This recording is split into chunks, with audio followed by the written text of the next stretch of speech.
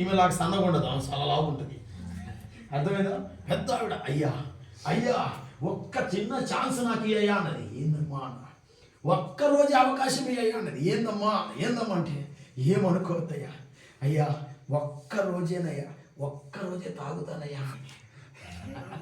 ఏది ఒక్కరోజేనయ్యా, అదేంటమ్మా అట్ట అడుగుతావు?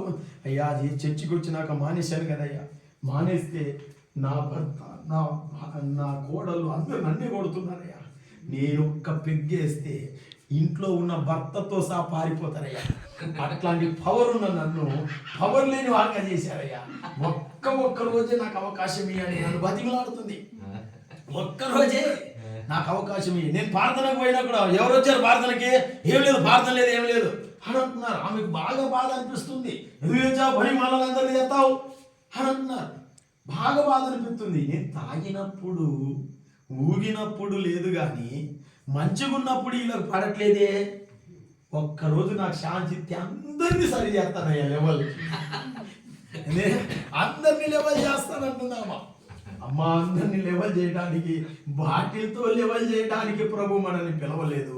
మనం ఓపిక బట్టి దేవునికి అప్పచెప్దాం, ప్రభువే చూసుకుంటాడు. యుద్ధము యెహోవాది.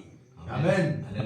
యుద్ధం యెహోవాది. ఒక్కొక్కసారి కొంతమంది అంతే, బాగా మారితే వాళ్ళకి ఇష్టం ఉండదు, మారి చర్చికి వెళ్తే వాళ్ళకి ఇష్టం ఉండదు. ఇప్పుడు చర్చికి రావచ్చే వాళ్ళు తాగుడు మానుతాడు, వ్యభిచారం మానుతాడు, దొంగతనం మానుతాడు.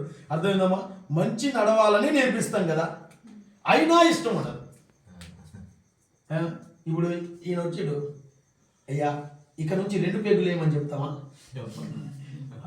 లేదు, మంచిగా ఉండమయ్యా అని చెప్తాం. మంచిని నేర్పించే చోటికి మనం పోవాలి, నడిపించాలి కదా. మంచికి అది లేదు, అసలు అవకాశం లేకుండా చేస్తూ ఉన్నారు. దేవుని బిడ్డలారా జాగ్రత్త. అయితే ప్రభువు నిన్ను మార్చాడు. ఆమె దేవుడు వెలుగు నీలోకి వచ్చింది. ఆ వెలుగు, అయ్యా నేను చక్కగా ఉన్నాను కదా, నువ్వు కూడా చక్కబడతావు రాయ, నువ్వు కూడా మంచిగా అవుతావు రాయ అని చెప్పేసి పిలుస్తూ ఉంటాం. అలాగనే ఈ దేవుడు ఆయన తట్టు చూడగా వారికి వెలుగు కలిగెను. ఏం కలుగుతుందంట? వెలుగు. ఏం బతుకన్నా అంతా చీకటి, ఎటు పోయినా ఎటు నడవలేకపోతున్నా, చీకటి అడవి అయిపోయింది. ఏమైపోయింది? ఏమైపోయింది? అడవిలో ఉన్నట్టే ఉంది. అంటే దారి తెలియకుండా, దిక్కు తెలియకుండా చీకట్లో ఏం చేస్తాం? కరెంట్ పోతే ఇప్పుడు ఏం చేస్తామయ్యా? తలుగుడు ఆపుతావా లేదా? డోర్ అక్కడ ఉందని తెలుసు, అయినా కూడా కరెంట్ పోయింది అనుకో, ఇట్ట పోతావా? పోలేవు, తలుగులు ఆడాల్సి వస్తుంది. అలాంటి చీకటి బ్రతుకుల్లో ఈ లోకమే చీకటితో నిండింది, ఈ లోకమే సమస్యలతో నిండింది. అర్థమైందా? అయితే ఈ సమస్యలో ఉన్న వారికి అర్థమైందా? దేవుడు వాక్యమై ఉన్న దేవుడు, ఆ వాక్యమే కృపా సత్య సంపూర్ణునిగా మన మధ్యలో నివసించెను. హల్లెలూయా. మన మధ్యలో నివసించెను. దేవుడు వెలుగు సంబంధిగా, వెలుగుగా మన మధ్యలో నివాసము చేస్తున్నాడు. కానీ చీకటి దాన్ని గ్రహించకున్నది.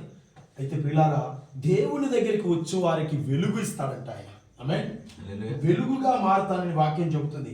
వారు ఆయన తట్టు చూడగా వారికి వెలుగు కలిగేది. ఎవరి తట్టు? ఆయన అంటే ఎవరు? ప్రభువైన యేసుక్రీస్తు. ఆయన అంటే ఎవరు? యేసయ్య తట్టు చూడగా వాళ్ళకి వెలుగు. అంటే అప్పటిదాకా ఇప్పుడు వెలుగు వచ్చిందనుకో ఎలా నడవాలో బాగా తెలుస్తుంది. అవసరం అంటే పరిగెత్తుతాం. వెలుగు లేకపోతే నువ్వు పరిగెత్తగలవా? నడవటమే తడుపుకుంటూ నడవాలి, ఎందుకంటే చీకట్లో ఉన్నావు. ఒక్కొక్కసారి ఎలా నడవాలో అర్థం కాక అడుగు తీసి, కొత్త సంవత్సరంలో ఎట్ట అడుగు వేయాలో, కుడి కాలు వేయాలో ఎడమ కాలు వేయాలో తెలియట్లేదు. అంతేనా? ఏ కాలు వేసినవైనా? ఏ కాలు వేసినావు? ఒక్కొక్కసారి పెళ్ళి అయిన తర్వాత కొత్తలో వస్తారు కదా, అమ్మ ఏ కాలు వేసి ముందు రావాలి, ఎడమ కాలు ఆమెది కాదా? 2 అదే. అయినా సరే ఈ సెంటిమెంట్లో ఒక్కొక్కసారి కుడి కాలని ఎడమ కాలని అంటూ ఉంటాం.